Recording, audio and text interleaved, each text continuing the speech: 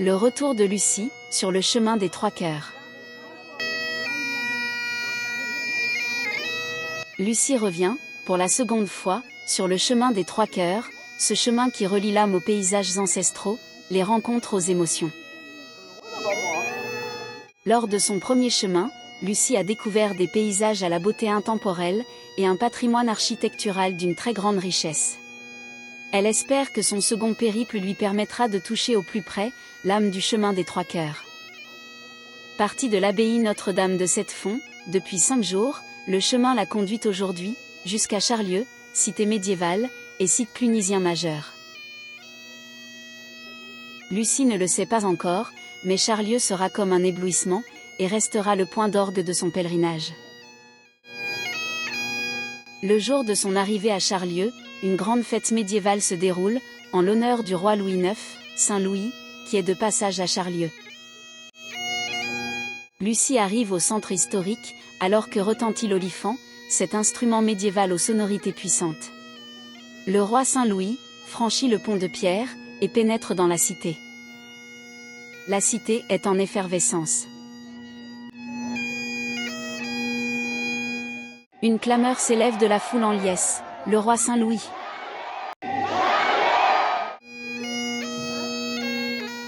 Lucie, émue, aperçoit la silhouette majestueuse d'un chevalier monté sur un destrier blanc. Le roi franchit les portes de la cité, avec son escorte. Sous les ovations, il parcourt les rues bordées de maisons à colombages, et rejoint l'abbaye bénédictine, puis l'église Saint-Philibert. Il est suivi d'un majestueux cortège. Une longue procession associant des moines, divers ordres séculiers et religieux, des templiers, des membres de la commanderie de Sainte-Marie, des troubadours et ménestrels, aussi joyeux que turbulents.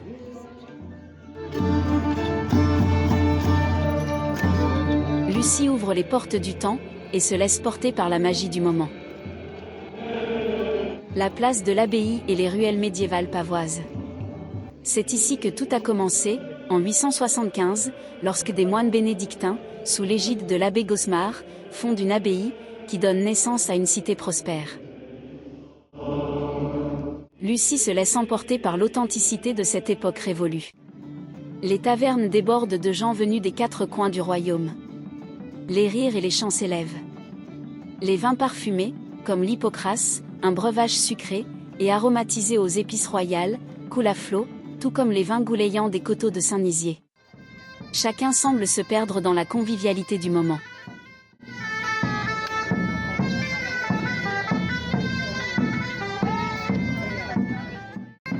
Un oracle bienfaisant, lui murmure, « Suis ton élan, l'amour ouvrira toute porte. »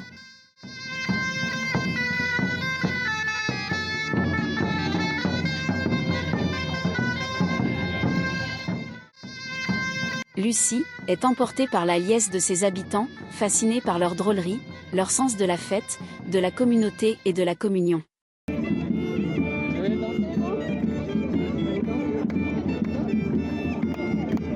Lucie s'immerge dans la vie médiévale tumultueuse et joyeuse de Charlieu.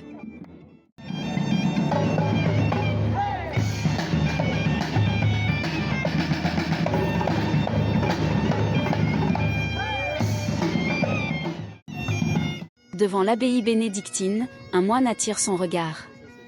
Il est vêtu d'une robe de bure, et porte en boutonnière, une rose, Maria Severiola. C'est Cadfael, un moine herboriste de l'abbaye de Shrewsbury, réputé pour ses talents médicaux. Il soigne les blessures et les maux de ses compagnons avec ses simples décoctions aux noms étranges, sang de dragon, pied de chat, et autres remèdes mystiques, qui semblent tout droit sortis des légendes. Chaque plante a son propre esprit, énonce-t-il avec un sourire énigmatique. Lucie, intriguée, l'observe en silence, touchée par la sérénité et la bienveillance qui émanent de cet homme.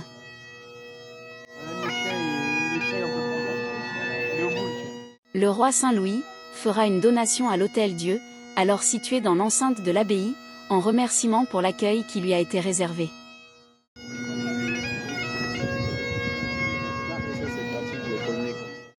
Dans le pré de la Lys, de l'autre côté d'un méandre de la rivière le Sornin, là où le chanvre est mis à rouir, les Templiers ont établi leur campement, avec une multitude de petits métiers, qui constituent l'intendance du roi.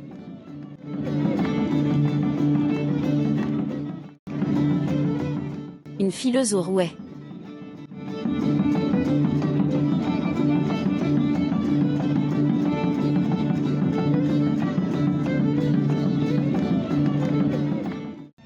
Une forgeronne, et son atelier mobile.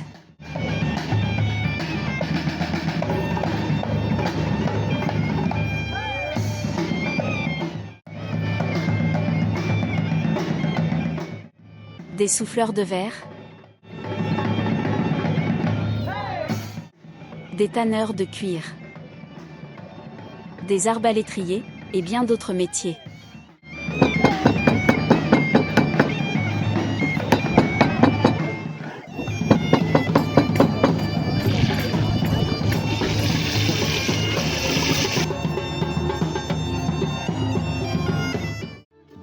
Des fauconniers déploient leurs majestueux rapaces, dressés pour la chasse, notamment le faucon gerfaut. Lucie observe, fascinée, l'ingéniosité et le savoir dans tous ces métiers.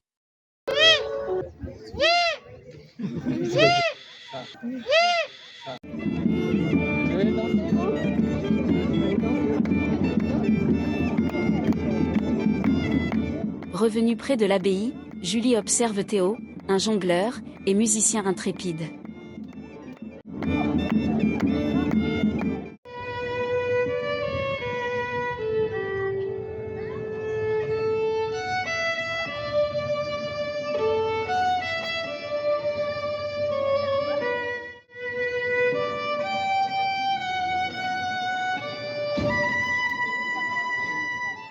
Lucie est happée par ce tourbillon médiéval, et se laisse porter par cette vague de bonheur collectif.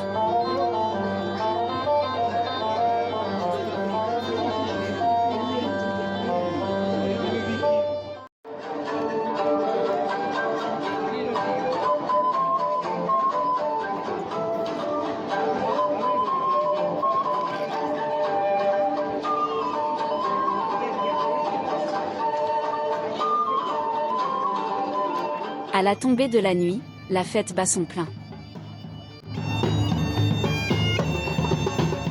Un grand banquet est donné, sur la place de l'abbaye, en l'honneur du roi Saint-Louis.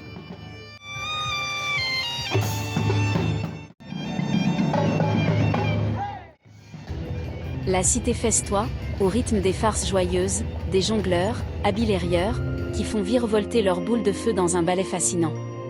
Ce sont des troubadours, provenant de la fastueuse cour d'Aliénor d'Aquitaine. Ils déroulent leur magie et leur musique enchanteresse. Fille de Cluny, Charlieu resplendit, et brille de mille feux, en ces jours de liesse populaire. La cité est un sanctuaire d'histoire, où la mémoire collective se vit depuis plus de 1150 ans.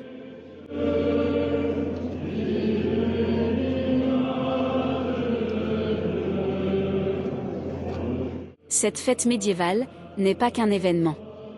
C'est un moment d'unité, un souffle de grandeur pour la cité.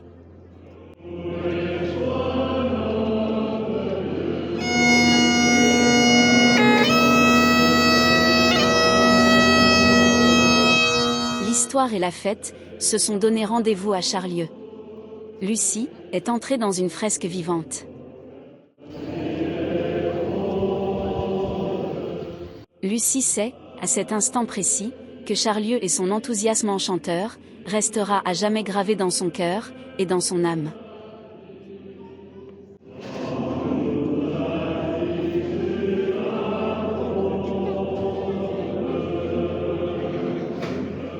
Sur le chemin des Trois Cœurs, Charlieu est une halte précieuse, au carrefour du temps et des émotions. Plus de 1150 ans d'histoire, souffle Lucie. Et tout cela continue. Charlieu reste en elle, comme un sourire, comme une promesse.